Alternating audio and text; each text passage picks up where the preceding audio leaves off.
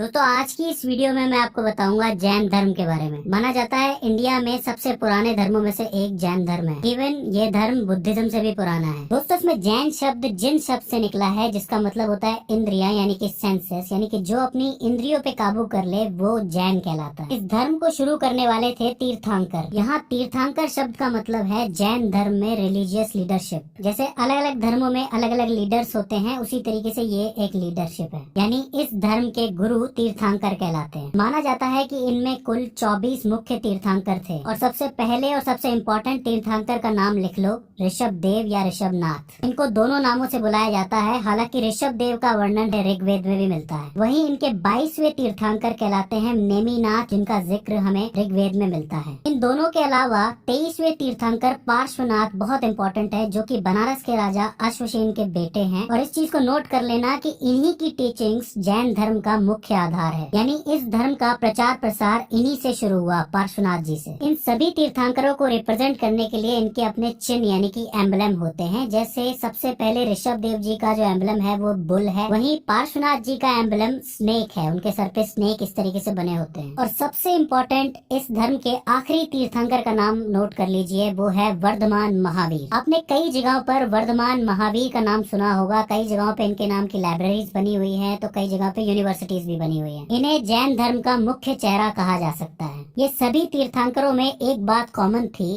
कि ये सारे पैसे वाली फैमिलीज से आते थे, यानी कि ये बहुत समृद्ध थे और सारे के सारे क्षत्रिय भी थे। अब मैं आपको बताता हूँ जैन धर्म के आखिरी तीर्थंकर वर्धमान महावीर के बारे में, जिन्हें महावीर स्वामी के नाम से भी जाना जाता है। इनका जन्म वैशाली यानी बिहार में 599 BC में हुआ था। इनकी मदर का नाम था त्रिशला और इनके फादर का नाम था सिद्धार्थ, और इनकी वाइफ का नाम था यशोदा, जिनसे उनको एक बेटी हुई प्रियदर्शना, जिनके पति जमाली आगे चल के महावीर स्वामी के पहले डिसिपल यानी कि भक्त हुए। यानी इनका पहला फॉलोवर इनका जमाई था। महावीर जब 30 साल के हुए तो उनके माता पिता की मृत्यु हो गई और इसके बाद उन्होंने अपना राजकाज, अपना घर बार छोड़ के भटकने लगे, जैसा कि गौतम बुद्ध के साथ हुआ था, बिल्कुल वैसे ही। 12 साल भटकने के बाद 13वें साल में इन्हें एनलाइटमेंट हुआ, यानी कैवल्य की प्राप्ति हुई, जिसे बुद्धिज्म में निर्वाणा कहा जाता है, वैसे इसको कैवल्य कहा जाता है और इंग्लिश में हम इसे कहते हैं एनलाइटमेंट। इसके बाद उन्होंने बिहार और बंगाल के आसपास के हिस्सों में जैन धर्म का प्रचार प्रसार शुरू कर दिया। 527 BC में पटना के पास पावा गांव में 72 वर्ष की उम्र में इनकी मृत्यु हो गई। इनकी मेनली 5 टीचिंग्स पूरी दुनिया को सिखाई जाती है, जिसमें से पहली है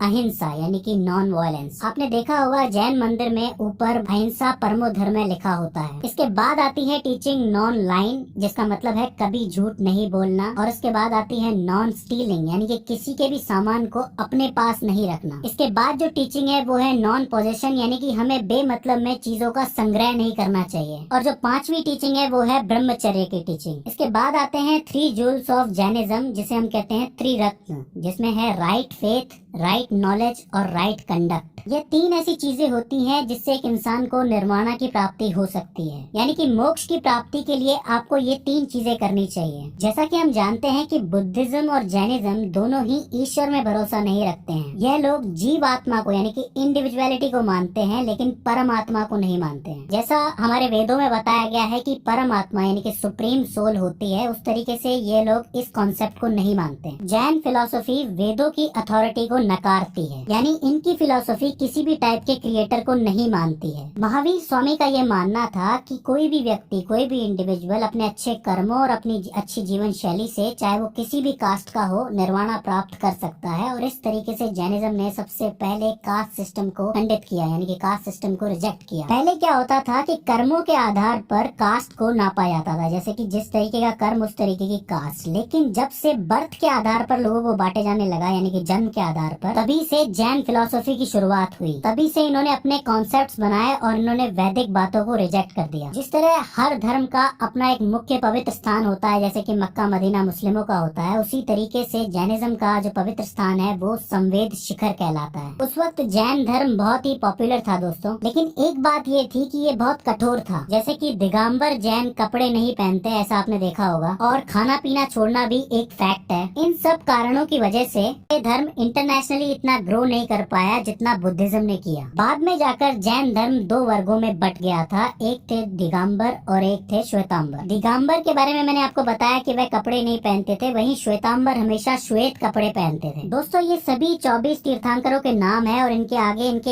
एम्बलम लिखे हुए हैं और आप इनकी फोटो भी देख सकते हो। अब इन तीर्थंकरों की फोटो तो किसी ने खींची नहीं, इन्हीं एम्बलम की मदद से इन्हें पहचाना जाता है। लेकिन एक चीज आप नोट कर लेना दोस्तों कि यह धर्म पुनर्जन्म के कॉन्सेप्ट में विश्वास रखता है, यानी कि इंसान का बार बार जन्म होता है, जैसा कि बुद्धिज्म में भी माना जाता है। खजुराहो में चंदेल राजाओं ने जैन मंदिरों का निर्माण करवाया था। खजुराहो एक जगह है, आपने इसके बारे में सुना भी होगा और देखा भी होगा। यहाँ पर आपको जो भी जैन मंदिर मिलेंगे ना, उन सभी जैन मंदिरों का निर्माण चंदेल राजाओं ने ही करवाया था। जितने भी जैन गुरु हैं उन सभी की जिंदगी के बारे में यानी लाइफ के बारे में एक किताब में बताया गया है। उस किताब का नाम है कल्प सूत्र और इस किताब को लिखा था भद्रबाहु ने। अब मैं आपको उन सभी राजाओं का नाम बताता हूँ जो राजा जैन धर्म में विश्वास रखते थे। सबसे मोस्ट इम्पोर्टेंट नाम है चंद्रगुप्त मौर्य, जो कि मौर्य साम्राज्य के संस्थापक थे। दूसरे राजा थे उदयन, तीसरे थे वंद राजा और कलिंग के राजा खारवेल और बहुत सारे चंदेल राजा इस धर्म को फॉलो करते थे। यह कुछ इन्फॉर्मेशन थी जैन धर्म के बारे में। दोस्तों मैंने ज्यादा से ज्यादा इन्फॉर्मेशन जैन धर्म के बारे में इस वीडियो में डालने की कोशिश की है। आई होप ये वीडियो आपके लिए हेल्पफुल साबित रहेगी। आज की इस वीडियो के अंदर बस इतना ही।